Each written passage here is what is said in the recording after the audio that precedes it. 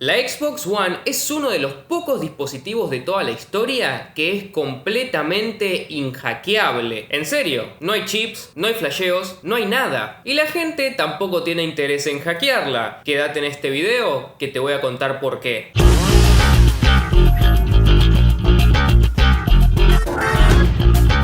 Decir que el anuncio y el lanzamiento de la Xbox One fueron controvertidos sería muy poco. La Xbox One fue la tercera consola en ser lanzada por Microsoft, que en cada generación venía cosechando más éxito. La Xbox original, si bien estuvo muy lejos del nivel de ventas de la PlayStation 2, no fue un fracaso para nada. Es más, en su generación quedó segunda, superando en ventas a la GameCube de Nintendo. Y su sucesora, la Xbox 360, por casi toda su generación vendió más que su principal competidora, la PlayStation 3, porque bueno, en realidad en esa generación la Wii vendió más, pero la Wii es la Wii y la Wii hacía lo suyo. Microsoft sabía que la marca Xbox realmente tenía gente que amaba el producto, gente que estaba súper decidida que la próxima generación iba a quedarse del lado de Microsoft, y la compañía estaba muy al tanto de esto. Por eso dijeron, ya tenemos lista nuestra nueva consola, la sucesora de nuestra consola más exitosa hasta la fecha, la Xbox 360, así que vamos a llevar esta nueva consola a la E3 y vamos a dar literalmente la peor conferencia de la historia de los videojuegos. La presentación de la Xbox One es un meme, porque prácticamente no se habló de videojuegos. Microsoft prefirió hacer énfasis en las mil maneras en que podías ver la televisión en la consola, y los pocos anuncios que tenían que ver con videojuegos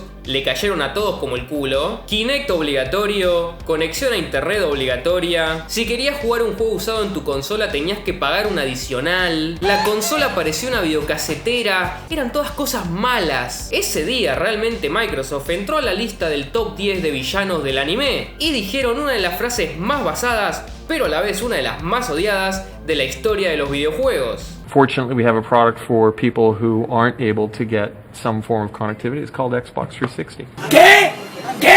He tenido el peor día de mi vida, weón. Pero por suerte, después de echar a quien literalmente era la cara de la marca Xbox, Microsoft empezó su arco de redención. Y aunque la Xbox One no vendió ni siquiera la mitad de lo que vendió la PlayStation 4, Microsoft realmente logró mejorar bastante la situación, que para muchas compañías la reputación de la consola hubiera sido totalmente irrecuperable. Y muchas de esas decisiones tomadas para reparar la marca Xbox son justamente la razón por la que la consola es inhackeable. Pero ¿cómo logró esto la One? Prácticamente no hay consolas que hayan terminado su vida útil sin ser hackeadas. Algunas la seguridad no les duró nada, como la PlayStation 2, y otras dieron bastante pelea, como la PlayStation 3. Pero al final, todas terminaron perdiendo. Así que, ¿qué fue lo que Microsoft hizo diferente para que la consola, aún al día de hoy, 9 años después de su lanzamiento, siga sin ser hackeada? Bueno, hay varios factores. Para empezar, Microsoft desarrolló junto a AMD una capa de seguridad prácticamente impenetrable para la consola. Y sí, ya sé que todas las compañías se jactan de que la seguridad de sus consolas es impenetrable, pero Microsoft esta vez cumplió su promesa con esta declaración. Y este video no va a ser tan técnico como los demás, así que no vamos a entrar en detalles de la seguridad que implementó AMD, pero básicamente el sistema está programado para eliminar cualquier cosa que a la consola le parezca sospechosa. Además de que Microsoft dio un paso adicional, porque absolutamente todo en la Xbox One está encriptado. Literalmente todo, no solo la parte de seguridad, sino que cada línea de información que tiene adentro la Xbox One está encriptada, y aunque alguien llegara a encontrar una vulnerabilidad en el sistema, la consola también implementaba el mismo sistema de eFuses que la Xbox 360, así que ante cualquier brecha de seguridad, Microsoft simplemente podía forzar una actualización y evitar que cualquiera volviera a una versión vulnerable del sistema. También los discos de Xbox One tenían una capa de seguridad que hacía que no pudieran ser leídos por lectoras convencionales, aunque esta protección sí fue derrotada, y la primera persona en poder volcar la información de un disco de Xbox One a una computadora fue nuestro gran amigo Commodore. Saludos a Commodore. Sin embargo, no fue ni el sistema de seguridad de AMD, ni la encriptación completa de la consola, ni las protecciones de los discos lo que hicieron que la consola nunca pudiera ser hackeada. ¿Y qué fue entonces lo que evitó que la consola pudiera, por ejemplo, correr emuladores, aplicaciones, ports, etcétera?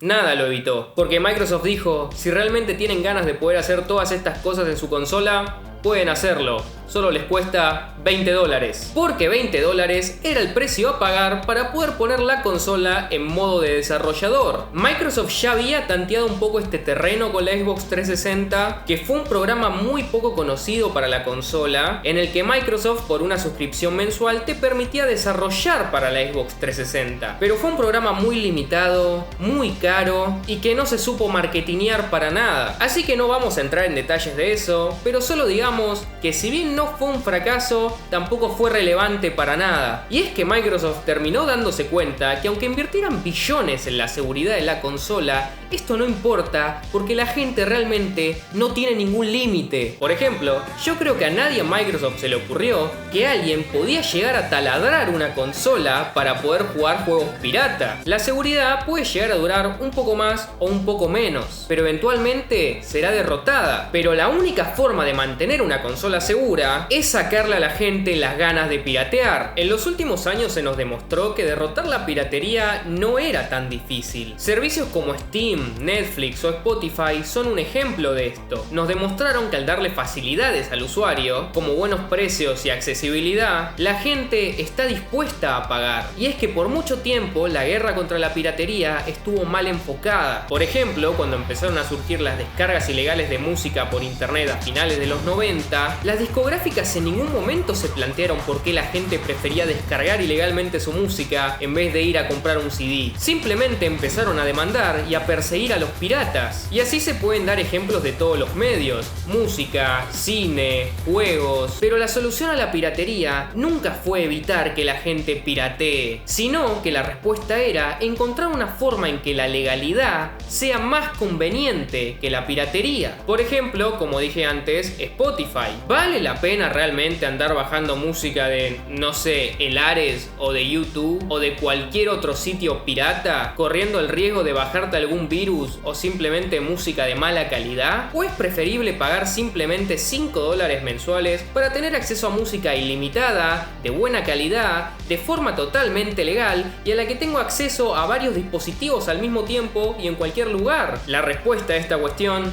es obvia. Y Microsoft, a diferencia de Sony y sobre todo a diferencia de Nintendo, entendió esto. En el modo desarrollador de la Xbox podemos correr prácticamente cualquier cosa, menos copias piratas de juegos de Xbox One, obviamente. Podemos usar emuladores, que les recuerdo, la mayoría de los grandes emuladores son completamente legales. Lo ilegal es la distribución de BIOS o de ROMs de juegos. El emulador en sí no tiene nada de ilegal, pero bueno, cada uno sabrá de dónde saca sus BIOS y sus ROMs, porque estoy seguro que todos las conseguimos de manera completamente legal. Por eso Microsoft, permitiendo por ejemplo correr emuladores, no está corriendo ningún riesgo legal. Ellos te dan la capacidad de correr el emulador, después cada uno hace lo suyo. Es como si yo fuera a robar un banco usando de arma una Xbox One y la usara para golpear al banquero en la cabeza. Sí, usé una Xbox como arma, pero Microsoft no tiene nada que ver con esto. ¿Qué ejemplo daba? Y obviamente, además de los emuladores, se pueden hacer muchísimas cosas más en el modo desarrollador. Pero la función más importante de este modo es eliminar el incentivo de piratear. Digamos que alguien quisiera vulnerar la seguridad de la consola y lo lograra, y descubrir algún modo de flashear la lectora como Commodore o desarrollar algún chip como el RGH. La mayoría de la gente tendría que pagarle a alguien para que le realizara estas modificaciones a la consola. ¿Y por qué alguien haría esto? Primero, arriesgando la seguridad de la consola, y segundo, seguramente perdiendo la capacidad de, por ejemplo, jugar online, cuando podría pagarle $20 una sola vez a Microsoft para poder hacer esto de una forma no solo más sencilla, sino también completamente legal y sin tener que poner en riesgo cosas como la garantía de la consola. Además de que la mayoría de los hackers están en contra de la piratería y cuando vulneran la seguridad de una consola, su prioridad es correr cosas como Homebrew o Linux, por ejemplo. Y la piratería, bueno, es algo inevitable. Al liberar una consola que termine pudiendo correr copias piratas de juegos, es algo que va a terminar pasando sí o sí. Aunque algunos hackers han tratado de tomar medidas específicas para que sus descubrimientos no terminen incurren en piratería, pero todos terminan fallando al final. Y gracias al modo desarrollador de la One, la mayoría de los hackers ni siquiera se molestaron en intentar. Pero bueno, todo muy lindo el modo de desarrollador. Pero ¿qué pasa con las copias piratas de los juegos? Bueno, lo mismo que con Spotify y Netflix. En vez de tratar de evitar que la gente piratee sus productos, Microsoft decidió hacer la legalidad más conveniente que la piratería con Game Pass, que por un precio irrisorio nos da acceso a cientos de juegos de 3 generaciones diferentes. Con lo que antes nos podríamos comprar, por ejemplo, un par de juegos piratas de Xbox 360, ahora tenemos acceso a una cantidad casi ilimitada de juegos y sin perder ninguna funcionalidad, como por ejemplo la capacidad de jugar online, porque Microsoft es una de las muy pocas compañías del mundo que pueden permitirse prestar un servicio así. Estoy seguro de que en este momento Game Pass no le está generando ningún tipo de ganancia a Microsoft, es más, deben estar perdiendo millones brindando este servicio, pero Microsoft puede permitirse esto, puede permitirse pensar a largo plazo y perder plata por años hasta eventualmente empezar a generar una ganancia. Microsoft es una compañía muchísimo más grande que Sony y Nintendo, y estas dos últimas tal vez no pueden permitirse brindar un servicio como Game Pass, o al menos no a un precio tan bajo, porque no resistirían generar tanta pérdida por un tiempo tan largo, por lo que para muchos Game Pass podría llegar a verse como una competencia desleal. Y sí, puede ser, el futuro de Game Pass podría volverse bastante oscuro. Las compañías grandes siempre suelen hacer esto, ofrecen un muy buen producto a un precio prácticamente inexistente para hacer desaparecer a la competencia, y una vez que ya no hay competencia, ahí se empiezan a poner malvados, porque imagínense un futuro donde solo Game Pass triunfó y de repente Microsoft decide que ahora el servicio pasará a costar $100 mensuales. ¿Y qué vas a hacer? Tenés 3 opciones nada más, o lo pagás, o te quedás sin jugar, o pirateás. Y no tenés otra opción porque no hay compañías que puedan hacerle competencia a Game Pass. Chicos, ningún monopolio es bueno. Amazon es famosa por destruir a sus competidores con jugadas de este estilo, por ejemplo bajando mucho el precio de las cosas, perdiendo mucha plata, pero así haciendo desaparecer a la competencia. Pero una vez que están solos de nuevo, vuelven a subir los precios, y en muchos casos estos precios son más altos de lo que lo eran en un principio. Y otro caso, por ejemplo, podría ser la compra de Fox por parte de Disney. Yo siempre estuve en contra de esta adquisición porque podríamos decir, sí, qué bueno que Disney tiene los derechos de todos los superhéroes, así todos se pueden cruzar en el universo cinematográfico, pero si Disney llegara a tener los derechos de todos los superhéroes y se volvieran la única compañía que pudiera hacer películas de superhéroes, ¿qué incentivo tendrían para realmente hacer buenas películas, para tratar constantemente de superarse, para innovar, para sorprender? Ninguno. No tendrían ningún incentivo porque no tendrían a nadie contra quien competir. Ellos son los únicos que pueden hacer películas de superhéroes, y si no te gustan, bueno, te quedás sin superhéroes porque nadie más las hace. Estos monopolios son el sueño húmedo de cualquier compañía, que es poder dominar un mercado entero y tener solo ganancia haciendo un producto que no les cuesta nada y que ni siquiera tiene que cumplir con ningún estándar de calidad.